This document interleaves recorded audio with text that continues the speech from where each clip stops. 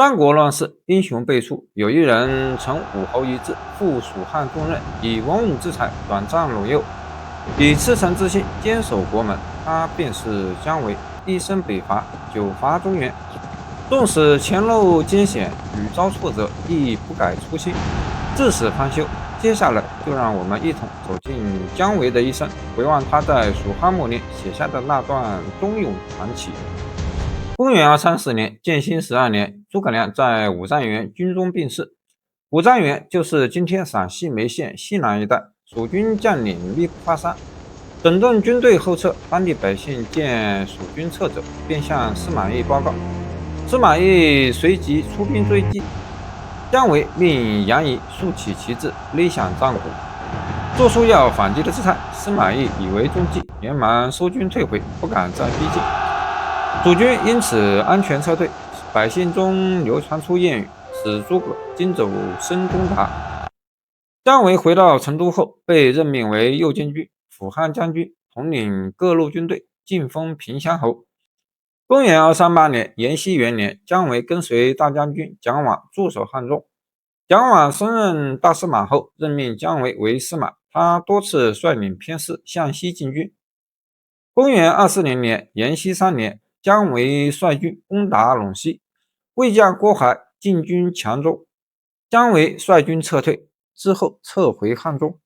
公元243年，延熙6年，姜维升任镇西大将军，兼任凉州刺史。公元247年，延熙10年，姜维升任卫将军，与大将军费祎共同掌管尚书事。同年，文山郡平康县的彝族起兵反叛，姜维率军前去平定。不久，雍州、凉州等地的羌族胡人背叛魏国，投降蜀汉。姜维领兵出陇右接应，与魏国雍州刺史郭淮、讨蜀护军夏侯霸在洮西交战。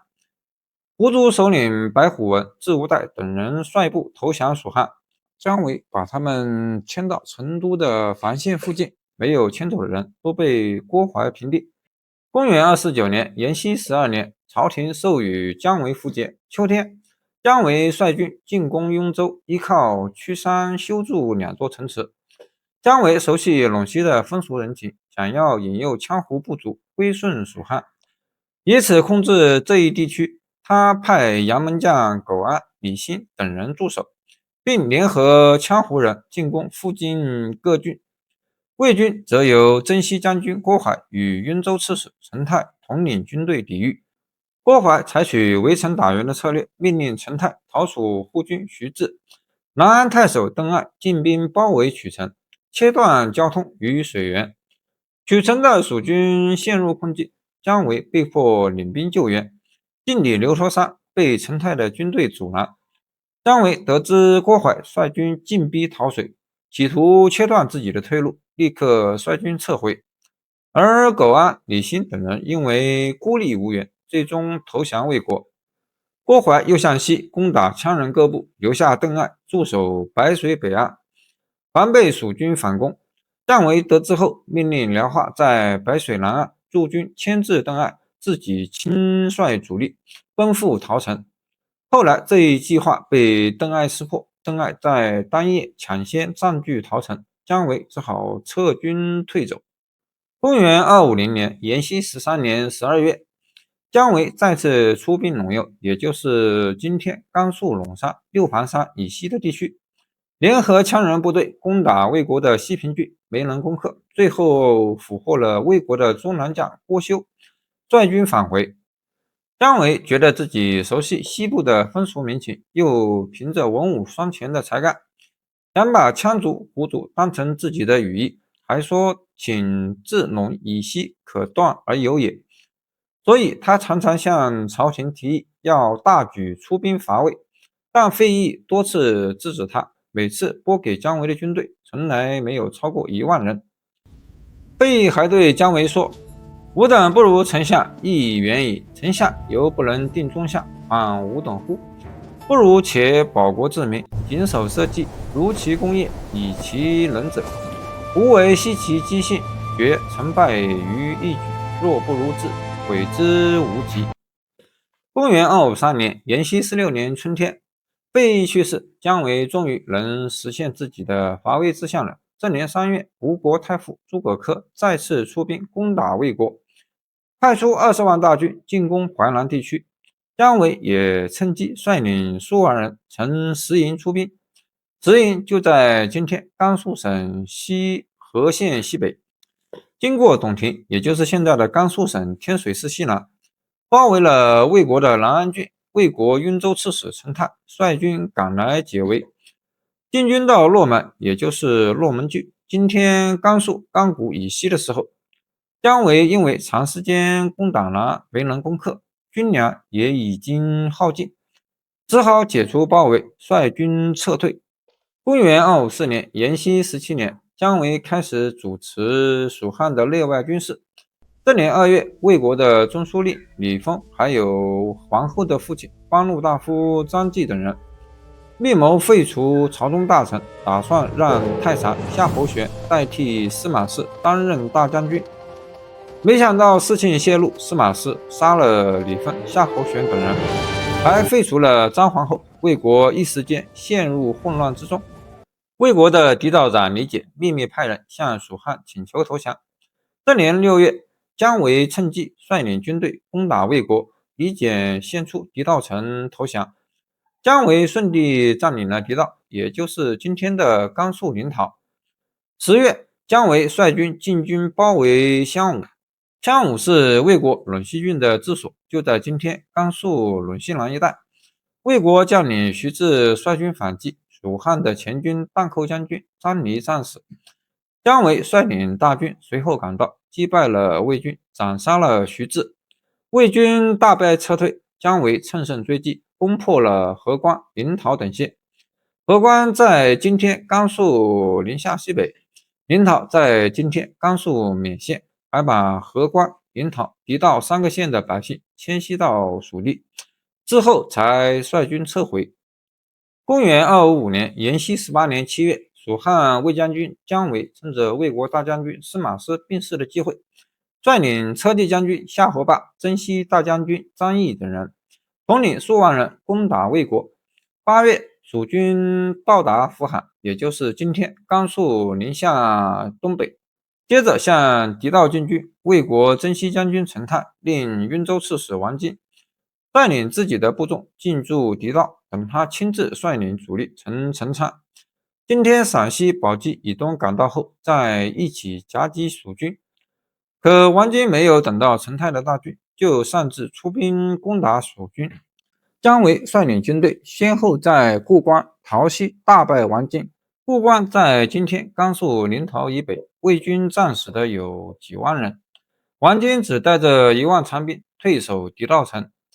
姜维乘胜包围了狄道城，魏国大将军司马昭任命长水校尉邓艾为安西将军，和陈泰一起合力抗击蜀军，还派遣太尉司马孚作为后援。陈泰与邓艾的军队会合后，兵分3路进军陇西。他们避开蜀军的主力，出其不意地绕过高城岭，也就是今天甘肃渭源西北，进军到狄道东南的山上，点燃火把，勒起战鼓，和城内的守军联络。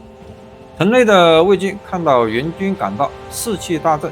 姜维立刻率领军队沿着山势进攻，却被魏军击退。这时陈泰扬言要截断蜀军的退路，姜维于是在9月25日率军撤退到中提，也就是今天甘肃临洮以南。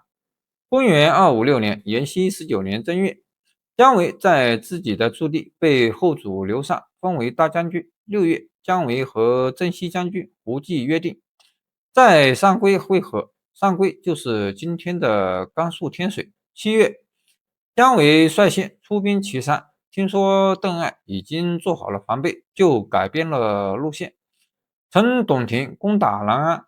董亭在今天甘肃武山南，南安在今甘肃陇西东南。邓艾的军队抢先占领了武城山，据险防守。武城山就在今天甘肃武山西南。姜维见有利地形已经被敌军占据，强行进攻难以攻克，就趁着夜色渡过渭水向东进军。沿着山势进军夺取上桂。两军在段谷展开激战。段谷位于今天甘肃天水西南，可估计没有按时赶到。蜀军交战失利，士兵四处溃散，死伤的人非常多，百姓因此埋怨姜维。陇山以西的地区也趁机发生了骚乱。姜维战败归来后，主动请罪，承担责任，自己请求被贬为后将军，代理大将军的事务。公元257年，延兴20年5月，魏国将领诸葛诞联合动武，在淮南起兵，反叛司马昭。司马昭调动关中的兵力向东进军，讨伐诸葛诞。姜维趁机出兵攻打魏国的秦川地区，也就是渭水流域。12月，姜维率领数万人从洛谷出兵，洛谷在今天陕西周至西南，随后到达神岭，也就是现在的陕西周至南。